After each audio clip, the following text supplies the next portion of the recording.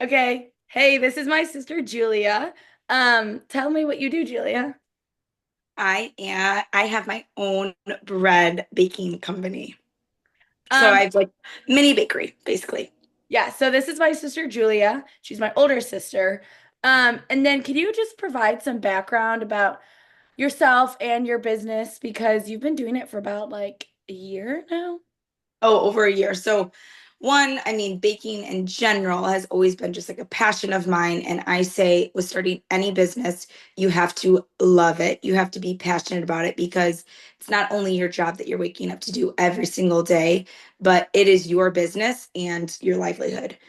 So it's been a passion of mine for a while now. I've always baked with my mom, my grandma, my aunt, and I started baking. Like for my business about 2 years ago, and then kind of did more of a hard launch around a year and a half ago. Okay, that's awesome. Yeah. And so I've actually been able to have my sister's bread before. It's awesome. And you have a lot of other things besides bread. Hmm. Um, Yep, and I have options. Like, do we need to talk about more of like the details of we can the probably get into that. Yeah. okay, Um, cool. why did you choose to enter into entrepreneurship and how did you choose the business you did? So just like I said, it's always been a desire, a passion. Um, because it was a desire. It's kind of like more so, I would say, entrepreneurship chose me, and that this was a passion and a dream of mine. And I kind of put it into works, and it just slowly became what I felt like I was called to be doing. And it has really led me to a good place with lots of success. So I'm just going to continue to do it until I feel as though something else calls me. But yeah, I would say entrepreneurship just called me because of my passions and desires. Yeah. And then how did you gain the information you needed to start your business? Like what was really helped you give you that start and that boost? The business itself, other people who have started their own business. My father was one of those people. My aunt also has her own business, working with my in-law as well, just different fitness business, real estate business, and just starting from the ground up, making sure finances, everything is tracked. Where are you going to I mean, mine is products. So where are you going to ship things from? How are you going to get it? How are you going to track it to make sure that you have the products that you need? Scheduling.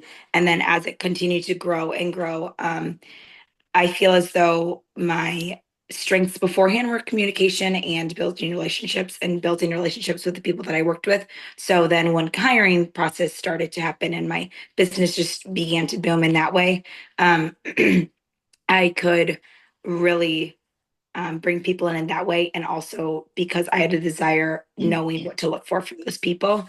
Um, and I would say the biggest takeaway from starting your own business is asking questions, researching your product in general, what other people do in the bakery business. How do other entrepreneurs actually start their business with finances, with where you're going to actually place your business and how that all works. So, talking to others, networking, as well as researching yourself. And then, honestly, trial and error.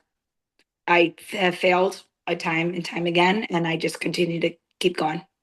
Yeah, that's awesome. And then what sorts of activities did you undertake in starting the business to convince people the firm, were legitimate? Items, what items were most important in helping you gain access to resources you needed?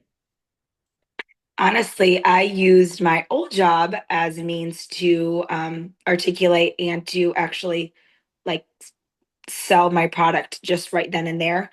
So I also worked at a yoga studio at the time when I was starting this business, and I would literally bring my bakery to the yoga studio. And it's sourdough and it's healthy, and I had healthier options.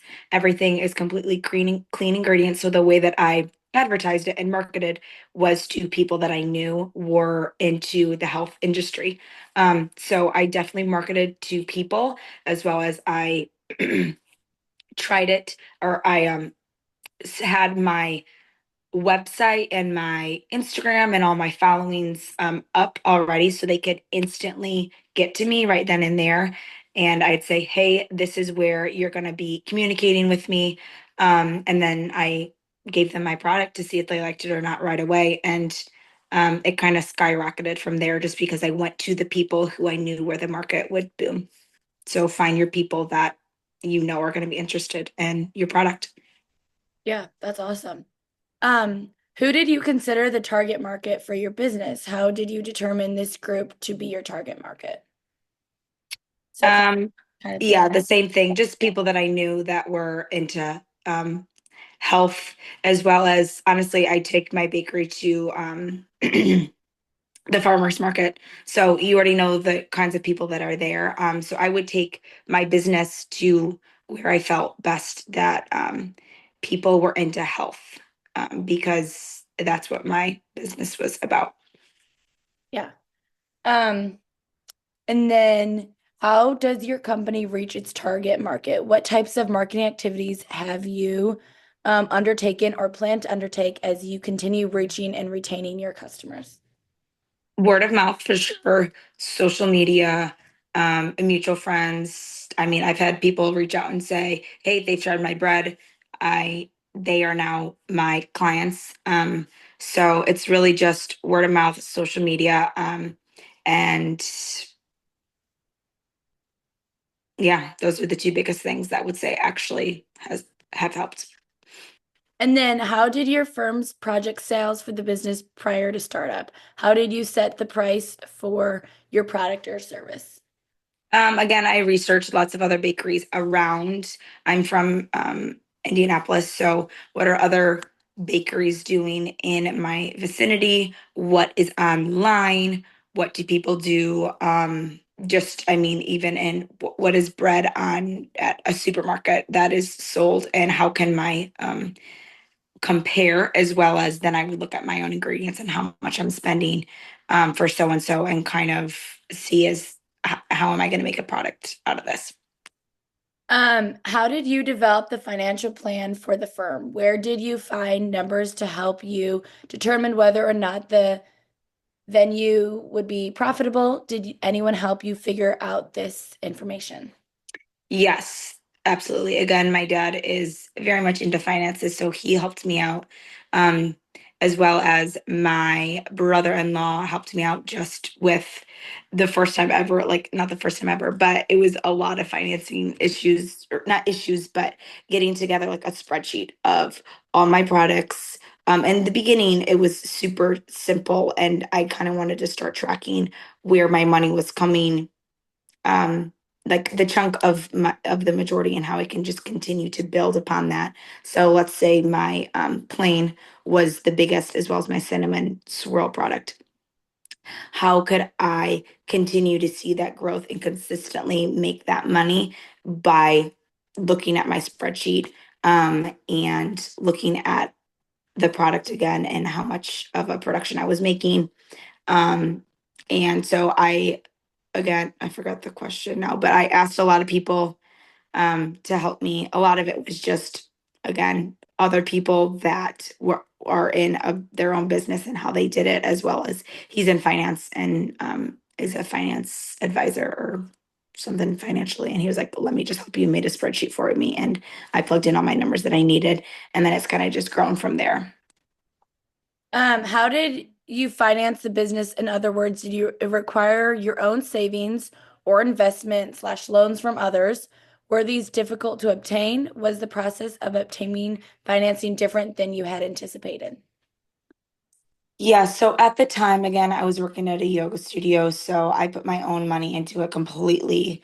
And then I had to take out a loan as well, just to start up for all the products, as well as when I did get into my small, I needed more room for just storage. I needed two ovens. So I have a little bit of like a storage unit that I have like my mini, for right now business. I don't have anyone come and buy from it, but I at least can have my products stored there, and kept there. So that is what I take my loan out for. But in the beginning, I was trying to teeter. my what I had saved as well as what I was bringing in from the yoga company and the small amounts that I was beginning to bring in from the bakery as well.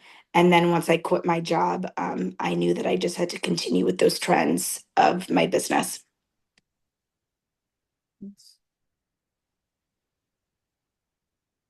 Okay. Wow, yeah, that's awesome. Um, what You what really just think it's awesome. That's literally the only thing you've said. what is one thing you'd wish you'd known before you started your business? Oh, lots of things. I would say number one would be honestly the time. I mean, it is completely my life and like timing everything. One, baking in general is timing.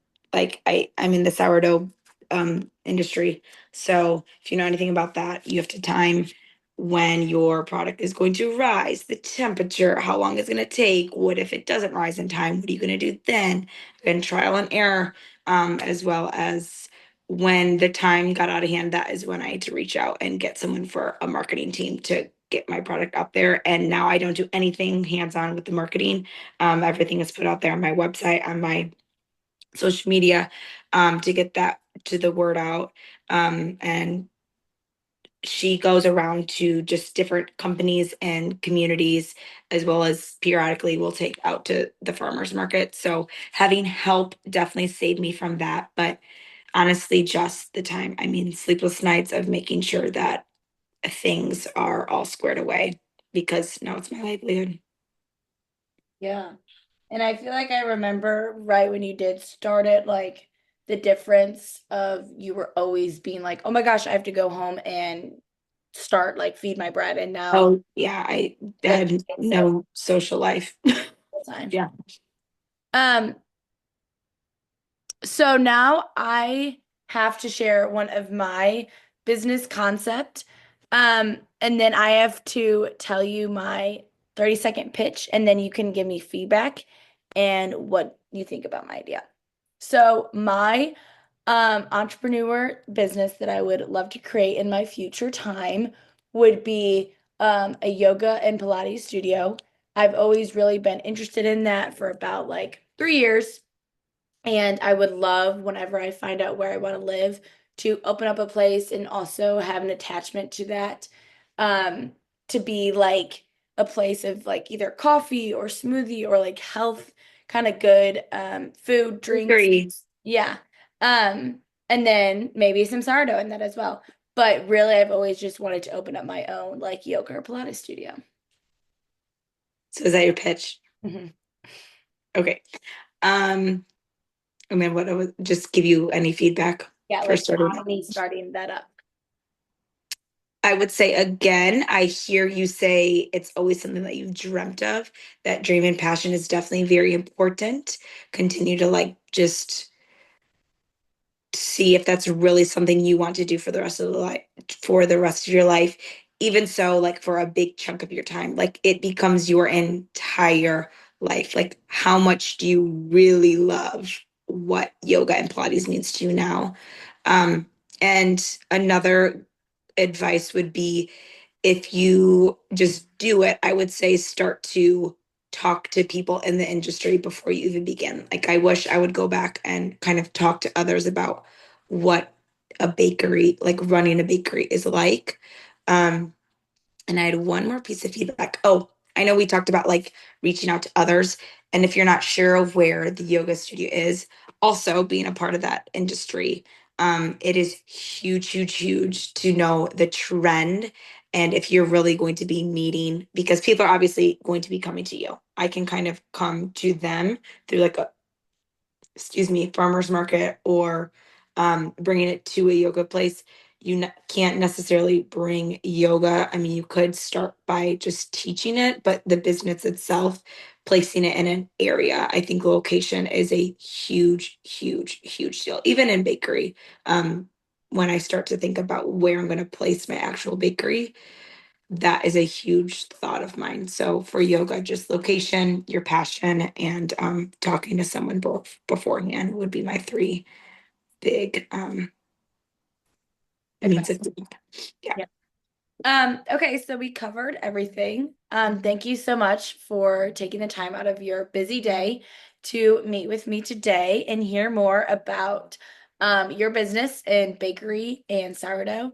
And it was kind of interesting for me to hear because obviously I'm your sister, but to hear more of stuff that I didn't even know about. So thank you. And yeah, All right.